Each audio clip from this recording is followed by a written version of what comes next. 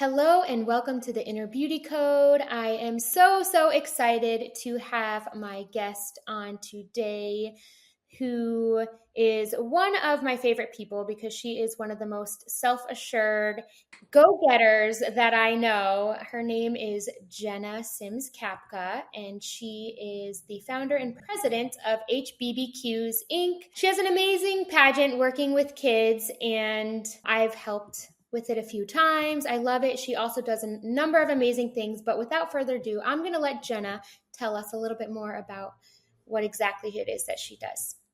Yes. So I hold the Pageant of Hope, and it's basically falls right into your podcast, the Inner Beauty Code, because we teach the importance of inner beauty and self-confidence. It's the most inclusive pageant in the world, and we crown every single winner. So any boy and girl, kid, teen of all ages can participate, and we crown every single winner, and we give them like little mini makeovers, and it's pretty cool. We've been all over the world with it. I love it. So like you said, on the Inner Beauty Code, the whole purpose is to inspire women to take a journey within, to find validation within themselves, and to gain confidence, and to understand that freedom comes from self-acceptance and to live outside the box of what everyone else tells them that they should do and who they should be. And like I said, you are one of the examples of people that I admire because I see that in you.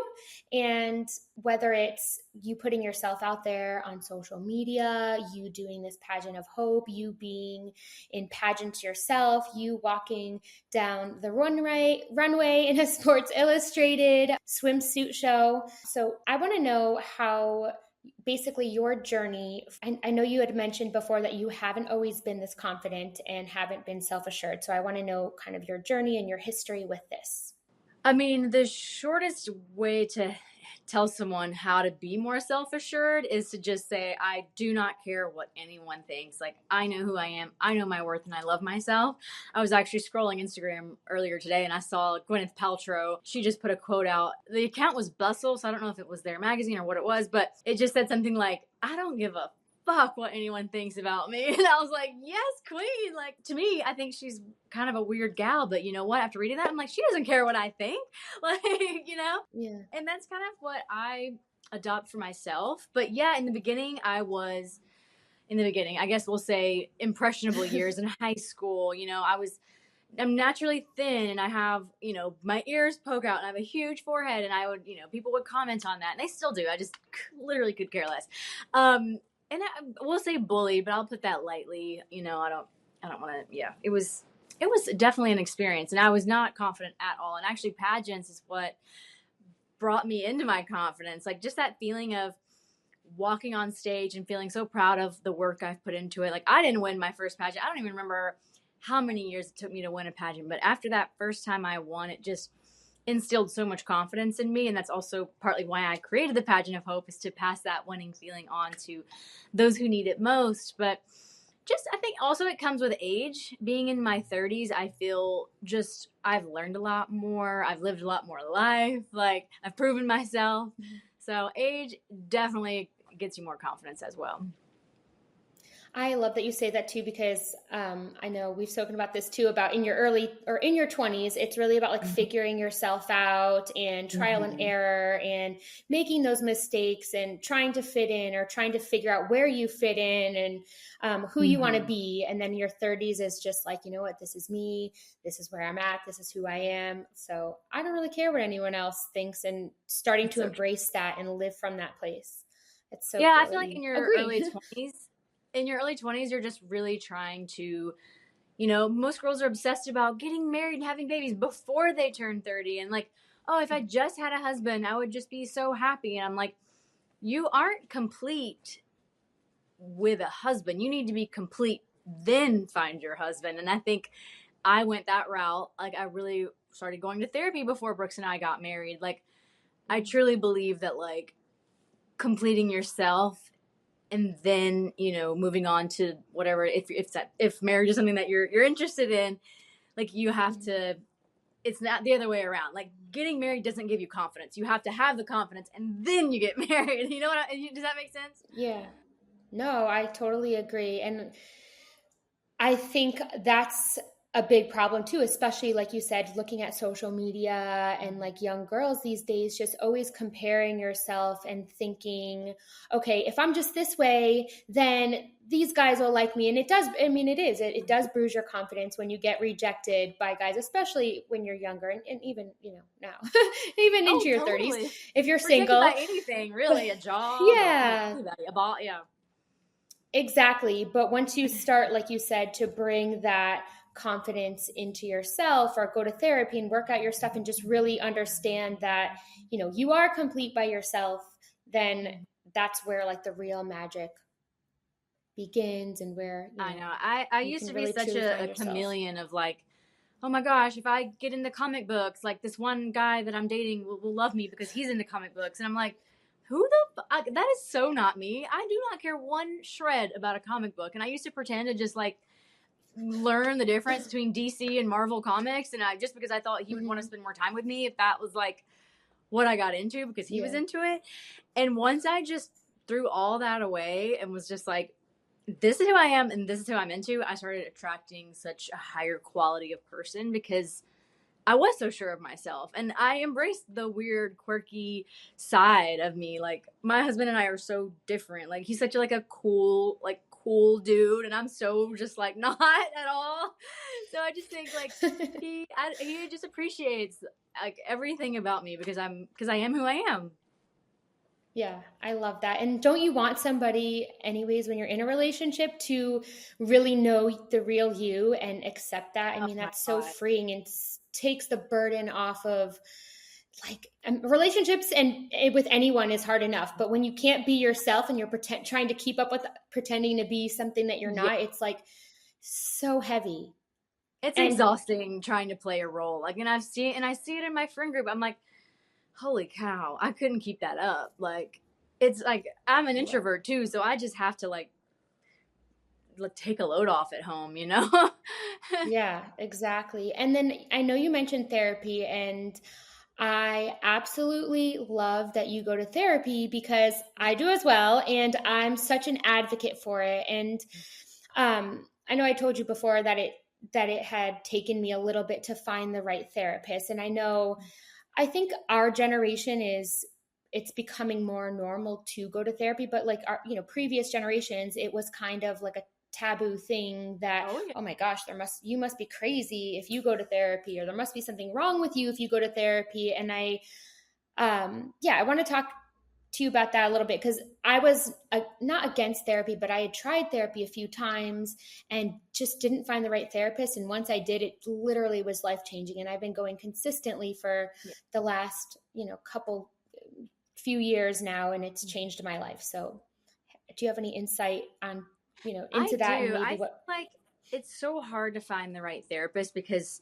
women I think women just inherently want people to jump in their ship and like agree with them. Like my therapist doesn't do that. If I'm in the wrong, she's like, we're gonna look at this. Like, you know, and I love her for that. And like if I leave there going, ooh, that was hard, or I feel uncomfortable, that means it's right. That means that's the right therapist for you because she's challenging you. She's not just letting you talk and agreeing with you and saying, yeah, he was an asshole. You're right. Like, no, maybe you were an asshole too. Like Yeah. the right therapist for you is really gonna be completely biased, not take your side, and really challenge you to elevate yourself. And that's what she's done for me. So I'm so thankful. I actually like called her right before this because I was having an issue with something else, and I was like, I just need help like creating a text message to help respond to this person. And she just sat. Well, she didn't sit with me. She's back in Jupiter, but we talked. We talked it through, and she helped me, and I'm just so thankful to have her. So if anyone doesn't have a therapist, I highly agree. Even if you don't think you need one, like some days I want to just cancel my appointment because I'm like, oh, I'm happy. Like I don't really think I have anything to talk about today. And I sit down and she's just like, is there anything that comes up for you? And I'm like, actually, yeah. Like, and we just start talking about something. So even if you're happy or with everything in your life, like I just feel like there's always room for improvement. I totally agree. And going back to even talking about relationships and, learning things in your 20s, like throughout life, I mean, especially if you have like divorced parents, I do. So that comes with like Yeah, a whole same. load of shit. And if you're going to be a parent yourself, I think it's so important to kind of navigate through the experiences that you've had, that in examples of relationships that you've had in your past that will definitely influence how you interact in a relationship and how you parent your kids. And I've just, again, learned so much. And that's partly why I'm getting my Oh master's yeah. right now in psychology, to do this, because Oh, I'm such a believer that if you don't even know your own shit, or you don't have self-awareness, how could you possibly, be able to show up authentically and not project your crap onto other people, or just not take ownership and responsibility for your stuff. So it's hard to be self-aware, especially figuring out now I'm a new mom and I yeah. my husband and I plan on staying married, forever, unlike both sides of our parents. So it's kind of something that we have in common of like we're doing this the first time. Like our both sets of our parents divorced when we were both 2 years old, which is a crazy thing to have in common, but we're both like, how do we navigate this? Because we've never grew up in a household with two loving parents. So it's going to be really fun to do it differently than our parents did, but also break the generational, the cycles of, certain habits that our parents Traumas and instilled in yeah. us. Like, Brooks doesn't show a lot of emotion sometimes because he maybe didn't feel like he could growing up. And I am a perfectionist because my mom was really strict on me, like typical pageant mom, and my dad was like super religious and I'm not really. So it's just like figuring out how to create such a safe environment for our boy, whose name is Crew, create a safe sort of space for Crew to grow up and be himself. And, yeah, it's hard. And make your own It's really hard. story. Yeah, and like Yeah. create your own story and like leave that behind. And I love that you guys are having that outlook. And Yeah. And if it wasn't for therapy, we would never even be able to have that conversation of our parents made us feel this way. So we're going to, learn what to and what not to do, and move that, yeah. instill that in Crew. So very thankful for that. Cause Yeah. I used to just be so scared to like bring up any sort of uncomfortable conversation with Brooks for fear of like him, oh, he might not like me if I, say this, or, if I start this argument, he's going to run away. But therapy lets me, I'm head on, baby. We're head on. Yeah. Which is so amazing. And even like couples, it's like I've hear so many times people getting divorced because they don't even know, you're married to someone, but you don't really know them, and you Yeah. don't really you're not really in it. And I think that shows a lot for you guys in your relationship too, when you're actually able to show up and express yourself, and the other person is there listening and stays, because and stays Well, you through both definitely and is have to willing to want work it. it out. Yeah. out. Yeah. Yeah. I have seen couples kind of change and their partner. Yeah. I see what you're saying. It's a scary thought. Yeah.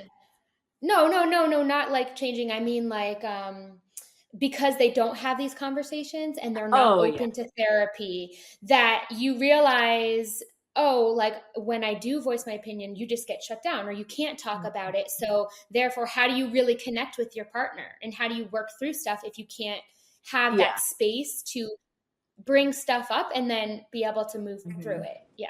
So that's what I'm Therapy saying. definitely provides like Kudos. my therapist definitely provides like a good role play scenario. Like we'll practice sort of the argument before it happens. Like I'm like, well, what if he says this? And she's like, okay, well let's play this out. I'll be Brooks and you're you. And I'm like, okay, because I just go to therapy right now. And so or just if I'm having something with my mom, she'll be my mom and I'll be me, and we just play Yeah. out every single possible scenario. So I'm ready and I'm equipped with like what to say. And I think that's priceless. Like just having some sort of script and something in your arsenal. Like if it goes this way, you can say this. And if it goes this way, you can say this.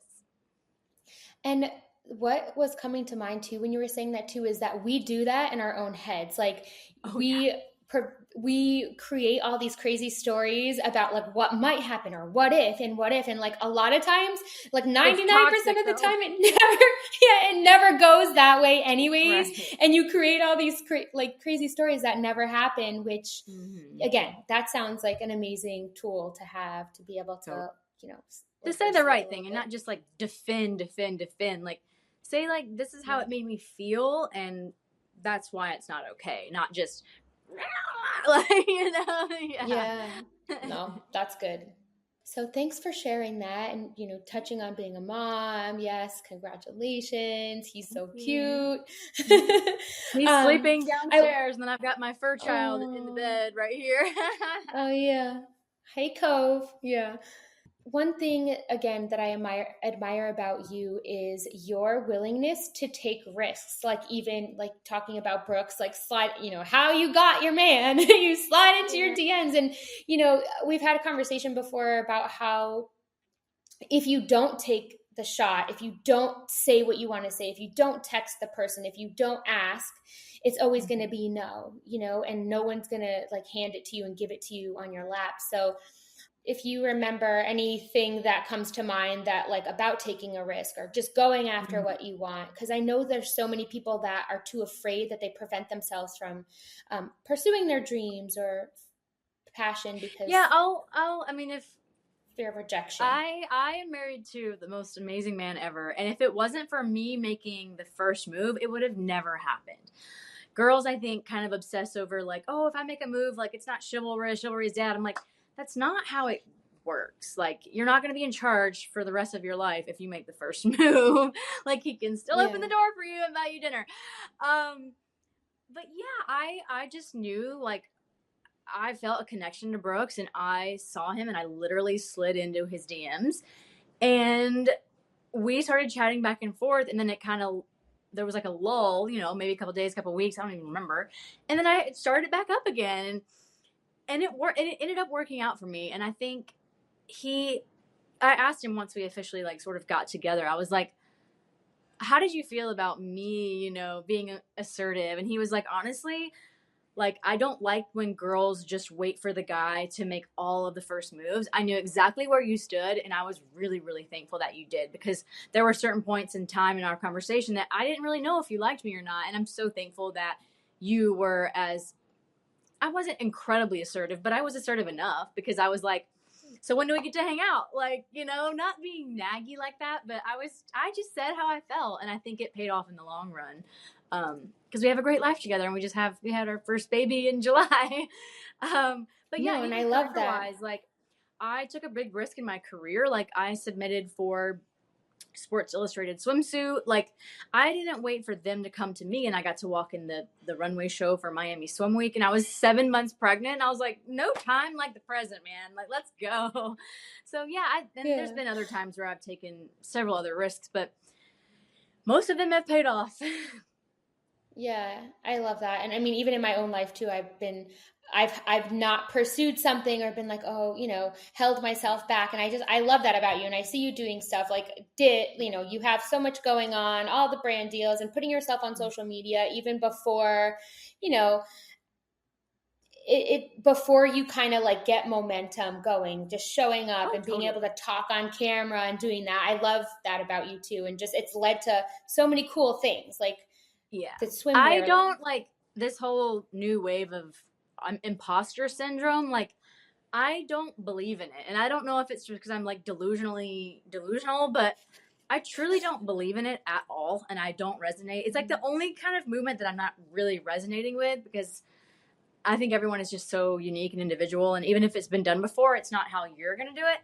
So I don't know. I think just throwing that out the window too has also really helped. Like, I'm not scared to start a new project or say something on the internet or, post this one TikTok that's already been done before. Like, I just don't care. Yeah, I love that. So talking about how you found your confidence, just for any other women out there that might be struggling with that, or even like I know in my last podcast episode that was released today, I talked about like body confidence and feeling like at home in your body and feeling comfortable with yourself. Do you have any advice, because of your training in being in different pageants and being able to get up on a runway, being 7 months pregnant in front of tons of cameras and everything? Do you have any little bits of advice that you could share that have helped you, maybe even when you felt a little nervous about something? Yeah, I mean, I was definitely nervous because it was the first time I didn't have any control over what my body looked like. Because I was pregnant and I wasn't going to diet. Like, no. And I barely even worked out because I was just nauseous most of my pregnancy. But you know what? I was like, this is my biggest dream in life. I'm just going to do it and I'm going to rock it because they chose me. Like, I'm there for a reason. So that definitely helped because I already, I got booked for the job.